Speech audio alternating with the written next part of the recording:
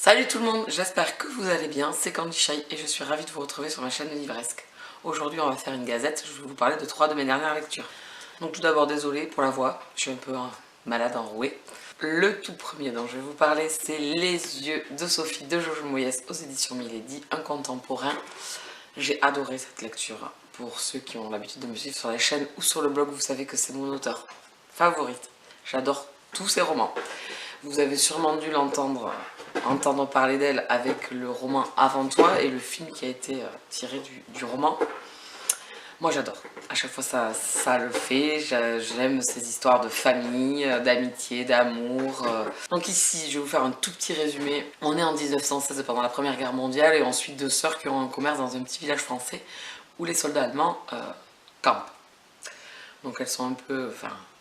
Bien évidemment, on a l'attrait de la guerre, donc les restrictions, le manque de nourriture, la cruauté des Allemands, etc.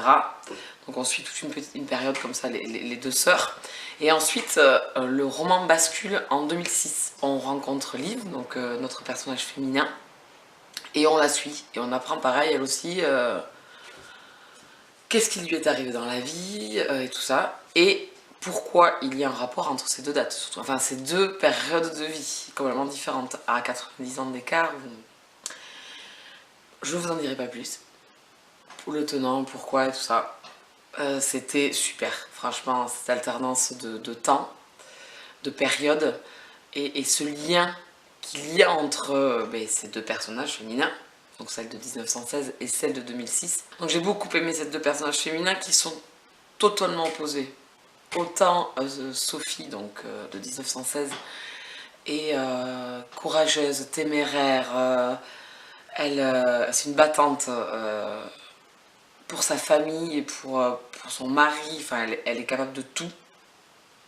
Liv, quant à elle, c'est tout l'inverse, elle est meurtrie, elle est souvent triste, elle passe à côté de sa vie, elle a vécu quelque chose de très douloureux dont elle n'arrive pas à se remettre, et elle est captive de sa vie, de son univers passé, et elle avance pas et elle patauge complètement. Donc c'est vraiment deux héroïnes complètement différentes.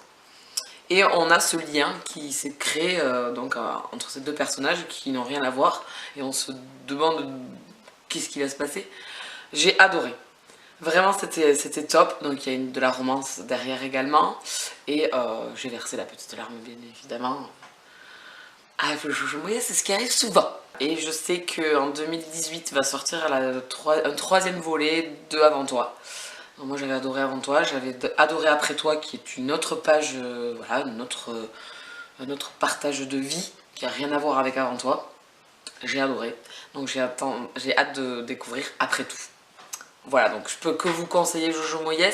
Voilà, donc allez-y quoi, je vais pas m'embroguer 2 heures. Jojo Moyes, foncez, j'ai adoré. C'est une belle briquette et ça se lit super bien. Je lui mets un 19 sur 20. Le second roman dont je vais vous parler, c'est Le Nageur de Roma Tern, un contemporain également.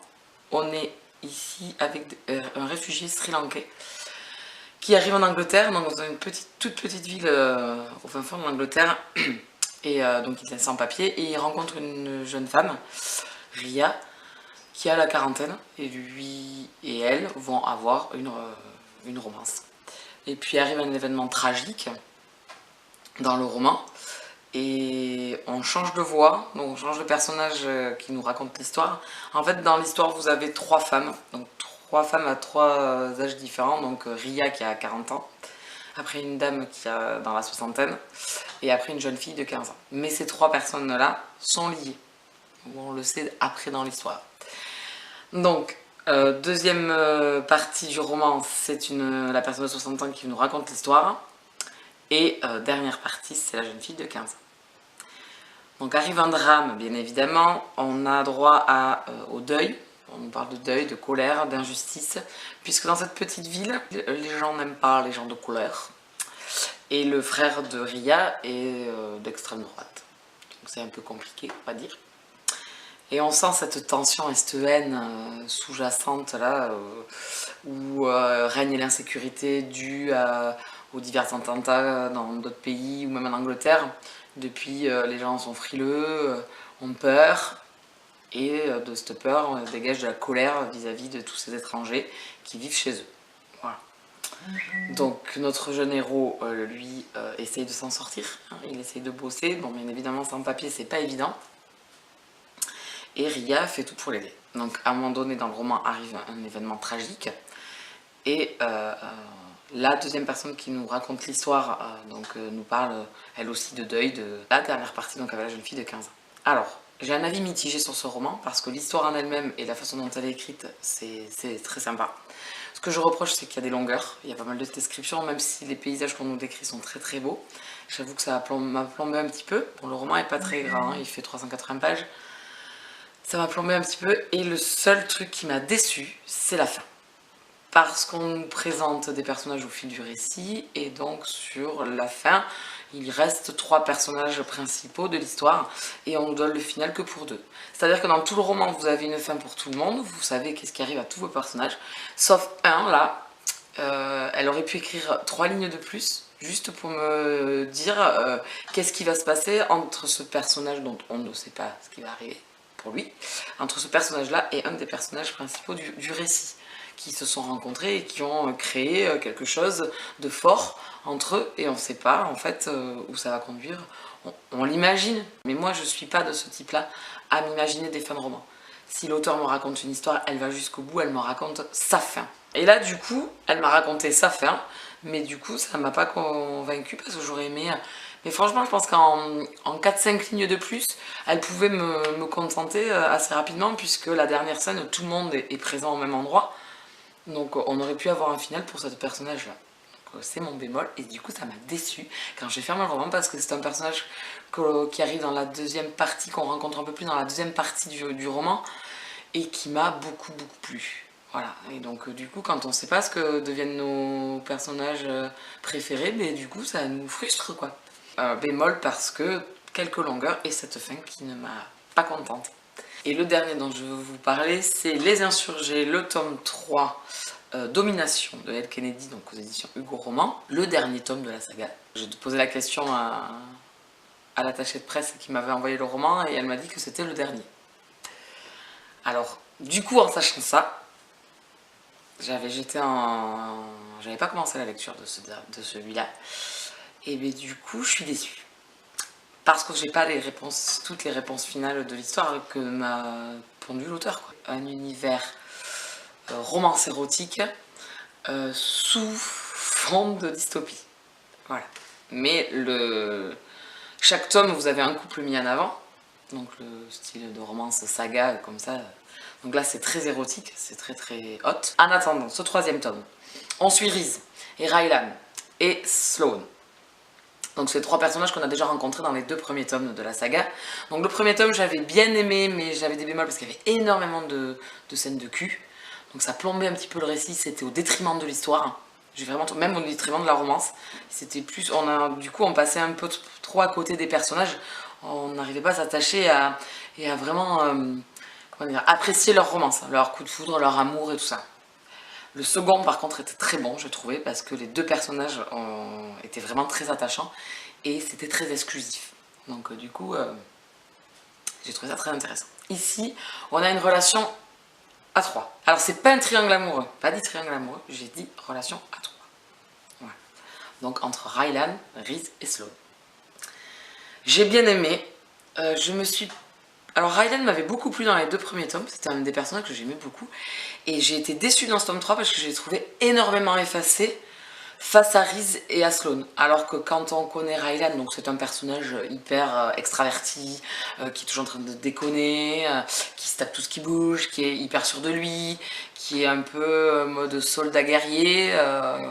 Voilà, il va souvent au devant du conflit. Et là, dans ce 3e tome, j'ai trouvé que l'auteur, elle avait perdu son personnage, quoi. Elle l'a fait passer derrière les 2 autres, du coup, qui ont un tempérament très fort aussi, et au détriment de Rylan, qui est inexistant, et qui intervient très peu sur les décisions et tout ça. Il se fait mener par le bout du nez, trop effacé au gré de Reese et Sloane. Alors, tant mieux, parce que du coup, j'ai énormément apprécié Sloane. Son personnage m'a beaucoup touchée. Il est entier, il est brut, il Mais en même temps, quand il aime, il ferait tout pour les gens qu'il aime, quoi. Donc j'ai beaucoup aimé. Après, il y a encore du cul. Donc là, en plus, pas à deux, quoi. Voilà. Mais ça, on avait déjà ça dans les 2 premiers romans. C'est un univers donc dystopique où en fait, je vais faire un petit résumé quand même, j'ai oublié de faire le résumé. C'est un univers dystopique. Les insurgés sont des rebelles. Le Conseil mondial, c'est un peu les chefs et en fait ils brident. Ils vivent dans une cité où ils ont plein de dictats, où il y a plein de règles. Les insurgés, eux, ils vivent comme ils l'entendent, dans la liberté sexuelle. C'est-à-dire que les désirs sont assouvis. Il n'y a pas de tabou. C'est-à-dire qu'ils peuvent faire ça devant les gens, ils peuvent faire ça à plusieurs. C'est une romance érotique. Donc ça, c'est une aparté. Chacun a une vision des romans. Moi, je vous dis comment je le ressens moi pour que vous ayez mon avis. Alors, pourquoi je suis déçue? Parce que c'est fini, paraît-il. Il n'y aura pas de suite. Et qu'on reste sur notre fin, quoi. On ne sait pas ce qui va arriver. On rentre en guerre, les insurgés contre le Conseil mondial. Il y a une bataille sur la fin, là. On récupère des personnages. Mais on se dit qu'il va y avoir des représailles. C'est obligatoire. On va... Ça va engendrer beaucoup plus de conflits, beaucoup plus de contrôle, beaucoup plus de... L'armée va arriver, va essayer de...